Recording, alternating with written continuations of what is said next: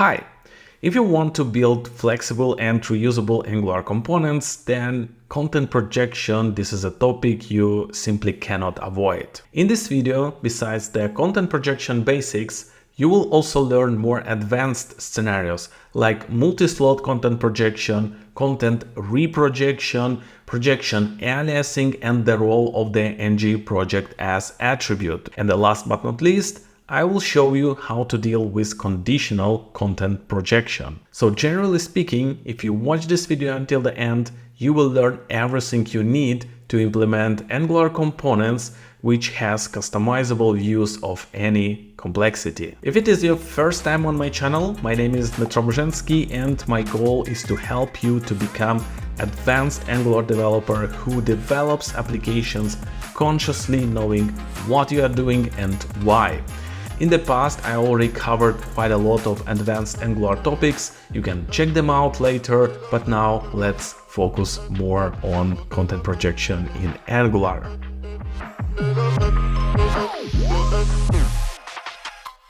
Alright, today we will be working with the following component, which represents a widget with some information inside.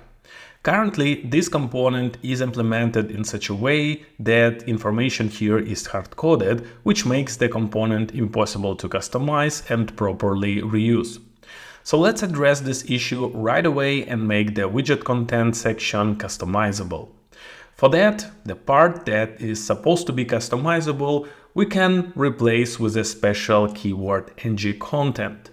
Saving this change will cause the removal of the content from the widget because Angular doesn't know what needs to be projected into this slot. To help Angular with that, we should go to the file where the widget component is used and provide the content that needs to be projected right between the component tags.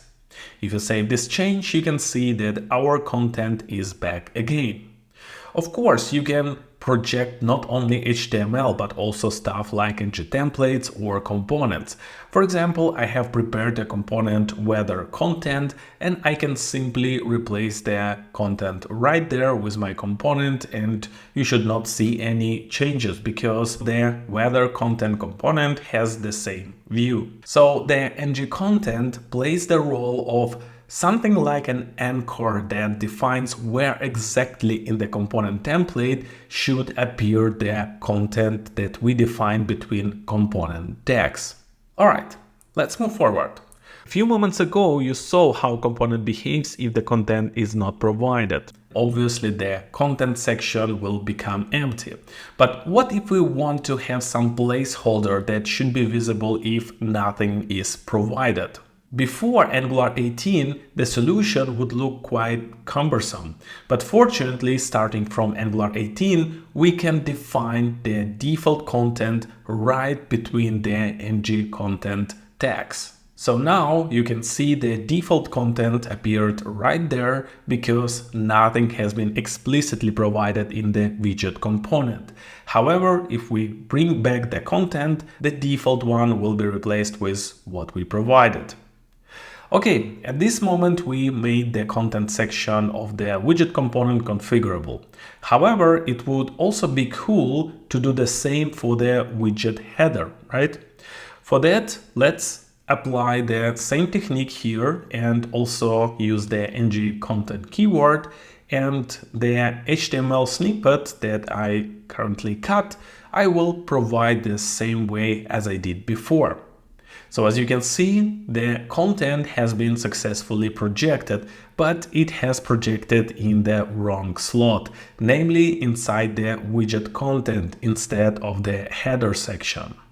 The problem here is that Angular cannot understand which piece of content belongs to which projection slot inside the widget component, and by default, it projects everything inside the last ngContent slot. But we can easily help Angular to resolve the projected data by using the select attribute of the ngContent.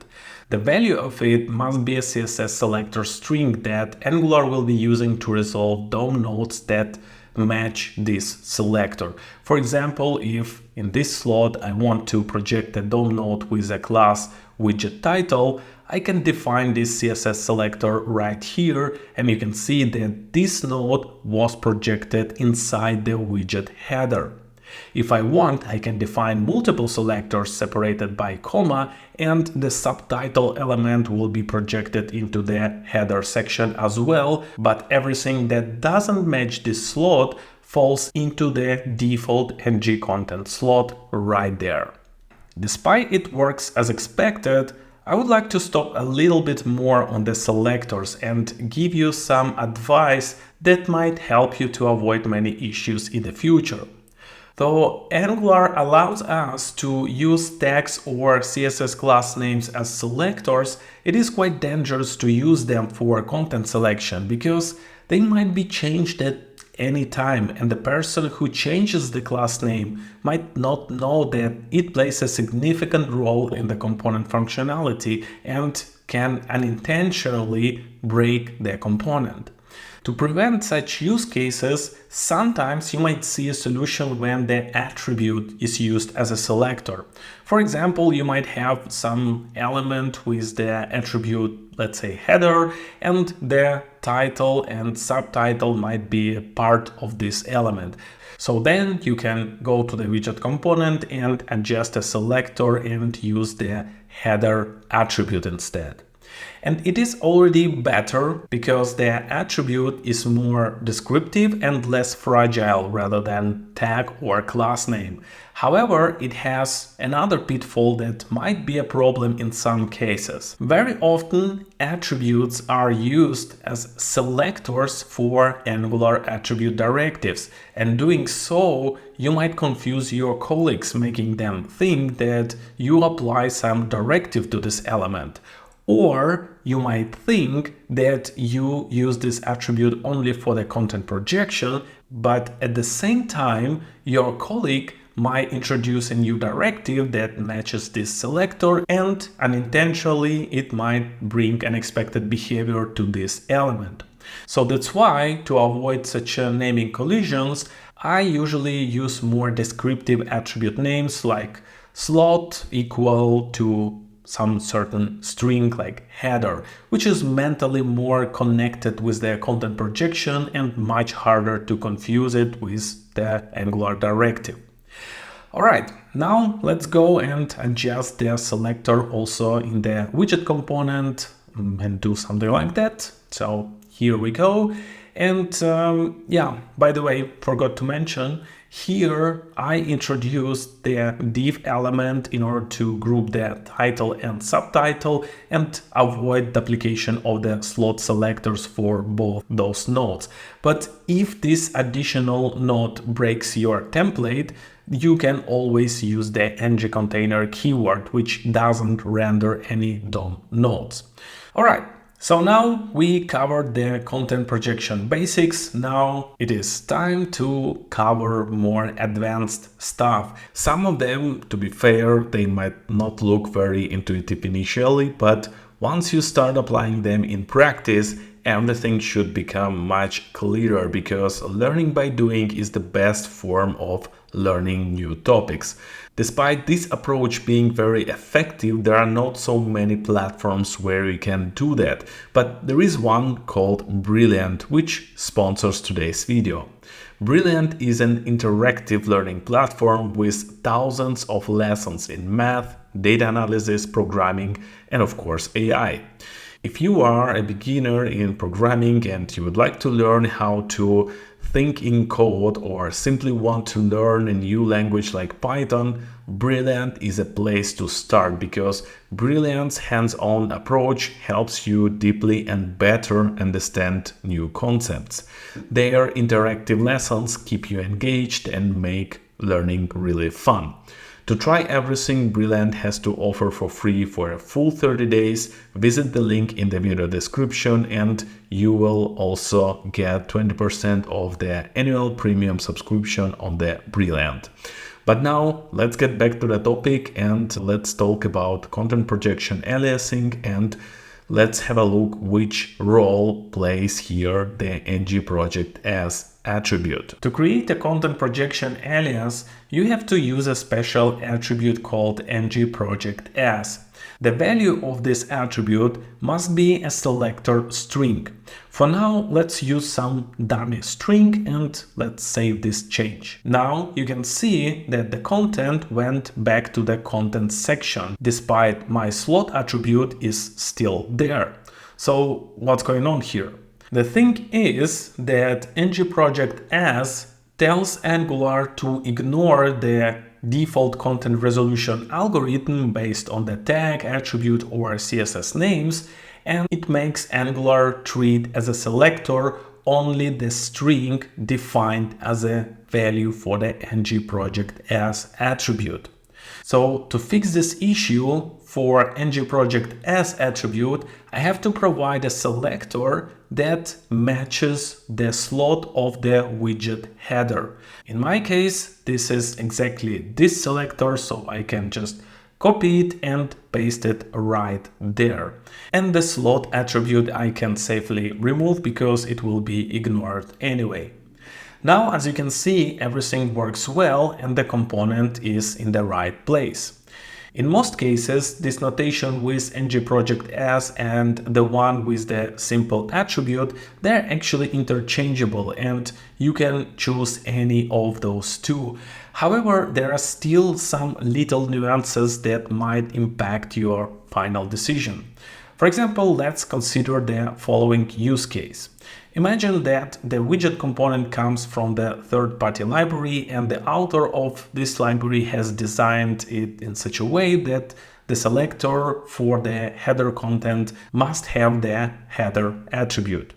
This will force you to adjust your code in app component, and if you didn't know about the ngProjectAs feature, you would do something like we had before, right?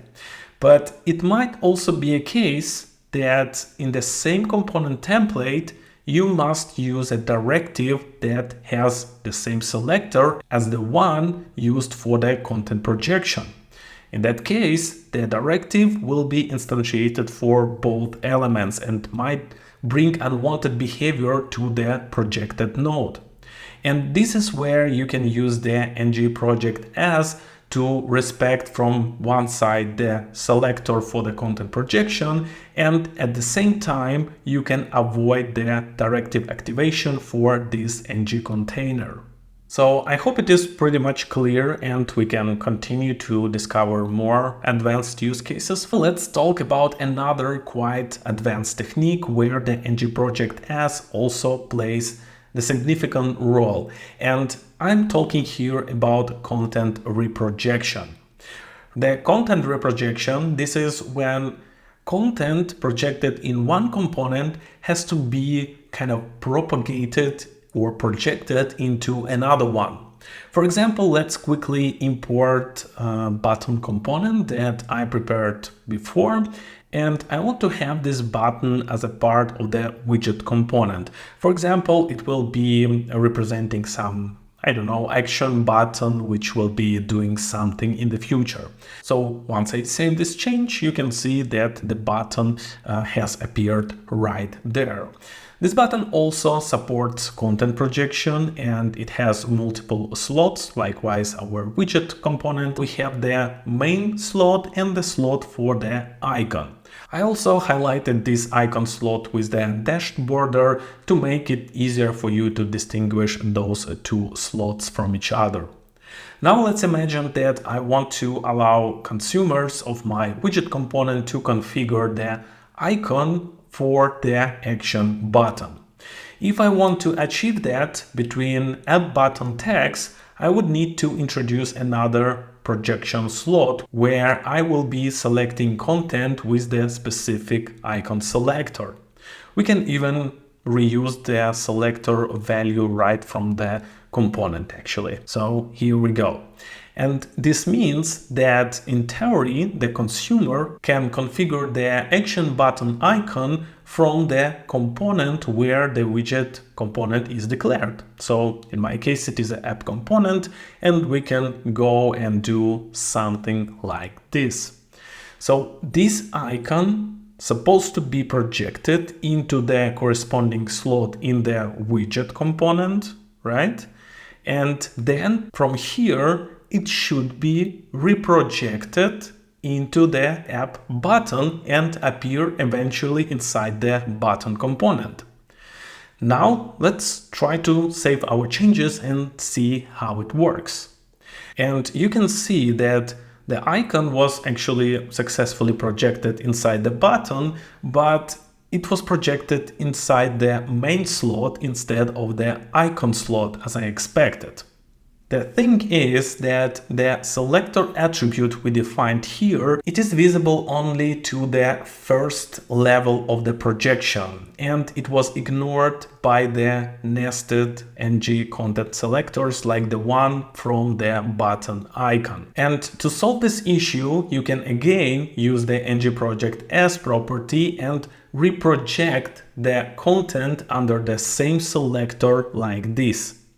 So now, if you save this change, you can see that my icon has moved into the proper slot of the button. And it actually doesn't mean that you should keep always selectors and ngProjectAs value always the same. No. For example, you can project an icon into widget component under some more descriptive selector, which fits the context of this component much better. So in the app component, I can project this icon under the selector action icon, but then when I do reprojection, I do it under another name, namely it is a slot with the icon value. So I hope that you could grasp this part pretty well.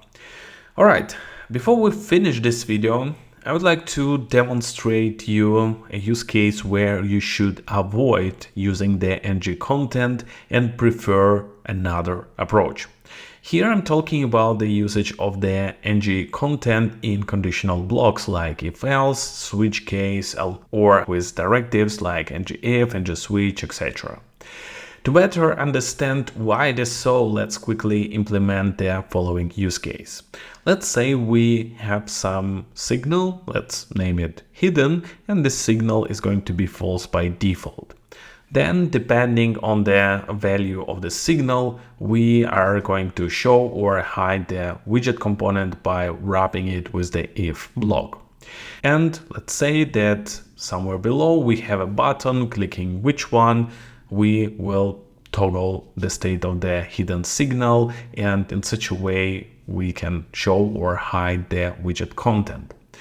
So, okay, let me scroll quickly everything a bit up and let's save it. And okay, now you can see that this new button appeared right there below, and I can click it and collapse the widget content. Great, but where is the problem here? The problem here is that the widget content component, which we project right here, it stays alive, even though the corresponding ngProject slot is destroyed. This is because the life cycle of the content is coupled to the component where the content is declared and not where it is eventually projected. We can make sure of it by checking the console of my browser, and there you can see that we don't have any messages that say that the component is destroyed, though we should see it actually, because whether content component has a corresponding logic inside the ngOnDestroy lifecycle hook, so the corresponding message should be printed out. The fact that the projected content is not destroyed might not be a big issue if you deal with simple HTML DOM nodes or if you project some dummy components. But in reality, if you project some smart component, it might perform something like HTTP calls or some other expensive operations that will be executed whether the widget content is visible or not. And it might not be what you actually want, and eventually it can introduce some performance issues for your application. And this is where you should prefer using the ngTemplates and ngTemplate outlet directive instead of the ngContent construct. I will not be going in depth into the ngTemplates and ngTemplate outlet directive because I covered it pretty well in the dedicated video some time ago, so you can check this video later. But now, just to not leave you with some half-working solution, I will quickly show you how you can optimize this use case and re-implement it using the ngTemplate outlet directive. So first of all, we would need to import the ngTemplate outlet directive from the Angular common package. Then we would need to create a container where we will be rendering the content, and after that, let's immediately apply the ngTemplate outlet directive to it. So this construction, it will play a similar role to what the ngContent did before, and ngContent we will remove just in a minute. Okay, anyway, the template outlet directive, it requires a reference to the ngTemplate, which will be eventually rendered instead of the ngContainer. For example, we can turn this content into the ngTemplate instead of the ngContent, and then we can use the template variable, and then we can apply the template variable to this ngTemplate, and now you can see that the noContent template is rendered. But this is not quite exactly what we need, because in the first place we are interested in projecting the widget content, and only if it is not provided, then we should render the noContent template. So that's why, since the template outlet directive works only with ngTemplates, we should go to the app component and wrap our weather content component with the ngTemplate construct and give it some template variable, so we can use the name of this variable to get a reference to it from the widget component. And we can get a reference to it in multiple ways. The first way is to use the decorator content child, or starting from Angular 17.2, you can use the alternative signal-based API for that, and you can use the corresponding content child function for that. And the argument for this function will be the string that contains the name of the template variable we introduced a couple of seconds ago. And also we have to define the type of what will be resolved here, and the type will be the template ref of type unknown. After that, once we created the reference to the content template, we can read this value inside the template by just calling the signal function. So now we have a logic that when the content template is provided, we render this template. If not, then there will be rendered the noContent template. Okay, and now you can see that weather content component is back, and if you collapse the widget, it's supposed to be destroyed. But you can do one additional extra mile to improve the safety of your code.